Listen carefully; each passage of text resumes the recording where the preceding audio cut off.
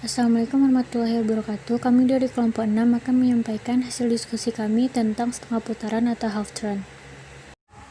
Assalamualaikum warahmatullahi wabarakatuh. Perkenalkan, nama saya Misyatul Ilma. Saya akan mencoba menjelaskan tentang materi pada halaman 69, yaitu tentang teorema 2.9.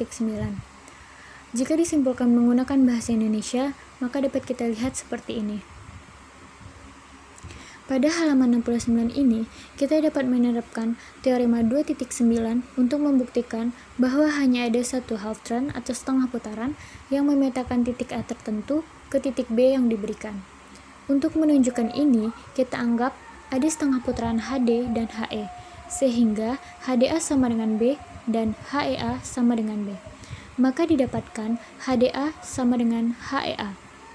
Saat kita gunakan inverse dari HD kedua sisi, maka didapatkan persamaan HD inverse HDA sama dengan HD inverse HEA. Tetapi karena HD inverse sama dengan HD, maka A sama dengan HD HEA. Namun berdasarkan teorema 2.9, jika D dan E berbeda, maka HD HE tidak memiliki titik tetap. Jika D sama dengan E, maka terdapat satu half turn atau setengah putaran yang memetakan A ke B. Lebih dalam lagi, jika M adalah titik tengah garis AB, maka HMA sama dengan B. Dan kita akan membuktikan dengan mengikuti korolari 2.9, yaitu diberikan dua titik A dan B, hanya ada satu setengah putaran yang memetakan A ke B. Pada dasarnya, permasalahan yang harus dipecahkan dapat dinyatakan sebagai berikut. Diberikan suatu himpunan titik Y, transformasi T dan titik A tertentu. Tentukanlah apakah A terletak pada Y di bawah T. Jika Y adalah garis dan T adalah transformasi yang memetakan garis ke garis, kita dapat mengambil sembarang dua titik pada garis Y dan mendapatkan peta di bawah T, dan melihat apakah A terletak pada garis melalui dua titik peta. Namun, metode ini tidak dapat digunakan jika Y bukan garis lurus atau T tidak memetakan garis ke garis, sehingga dapat diterapkan teorema 2.10, di mana teorema ini akan dijelaskan oleh teman saya, yaitu Regita. Sekian dari saya. Assalamualaikum warahmatullahi wabarakatuh. Assalamualaikum warahmatullahi wabarakatuh. Saya Regita Anastasia Rahayu akan mencoba menjelaskan tentang teorema 2.10. Teoremanya yaitu, jika T adalah transformasi, Y adalah himpunan dari sebarang titik, dan A adalah titik tertentu, maka A elemen TY jika dan hanya jika T inverse A elemen Y. Selanjutnya kita masuk kepada pembuktian. Apabila diterjemahkan ke bahasa Indonesia, maka akan menjadi seperti ini.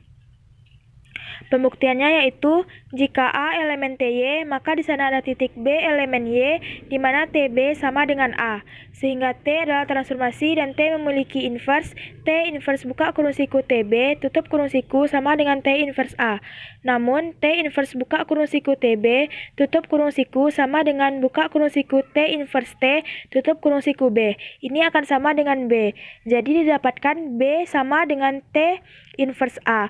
Karena B elemen Y, maka didapatkan T inverse A elemen Y. Sehingga jika T inverse A elemen Y mengikuti definisi TY, maka T buka kurung siku T inverse A tutup kurung siku sama dengan buka kurung siku T inverse tutup kurung siku A. Ini akan sama dengan A. Jadi didapatkan A elemen TY terbukti benar. Sekian dari saya. Materi selanjutnya akan dijelaskan oleh teman saya, Sofia. Assalamualaikum warahmatullahi wabarakatuh. Baiklah, saya Sofia Nasution akan mencoba menjelaskan suatu contoh soal menggunakan metode 2.10.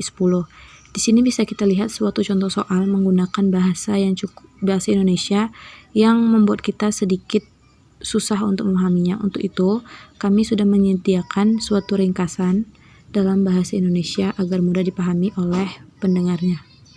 Sekarang, mari kita beralih ke ilustrasi khusus tentang bagaimana metode 2.10 digunakan dalam memecahkan suatu masalah.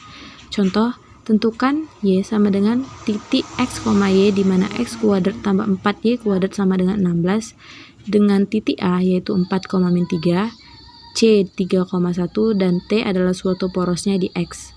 Tentukan apakah garis pada gambar Y di bawah ini adalah sebuah transformasi MTHC, Y adalah sebuah elips. Kita bisa melihat di sini adalah suatu gambar yang menjelaskan tentang pembahasan di atas. Contoh pertama, solusi pertama yang bisa kita lakukan adalah kita perhatikan MTHC inverse sama dengan HC inverse MT inverse sama dengan HCMT. Jika P, X, Y adalah sembarang titik, maka MTP sama dengan X, min Y, dan HCP sama dengan 2 kali 3 kurang X, 2 kurang 1, Y, sama dengan 6 kurang X, kurang 2 kurang Y. Karena itu, MTHC inverse P sama dengan HCMTP sama dengan HC X kurang min Y sama dengan 6 kurang X kurang 2 tambah Y. Sehingga MTHC inverse A sama dengan 6 kurang 4, 2 kurang 3, di mana didapatkan hasilnya 2, min 1. Maka 2 kuadrat tambah 4 kali min 1 kuadrat tidak sama dengan 16. Kami simpulkan bahwa MTHC inverse A bukan anggota Y karena hal itu tidak sesuai dengan teorema 2.10. A bukan anggota MTHC. Dengan sedikit memodifikasi teknik ini dapat digunakan untuk menentukan persamaan dari suatu himpunan ketika persamaan penentu untuk himpunan tersebut diketahui.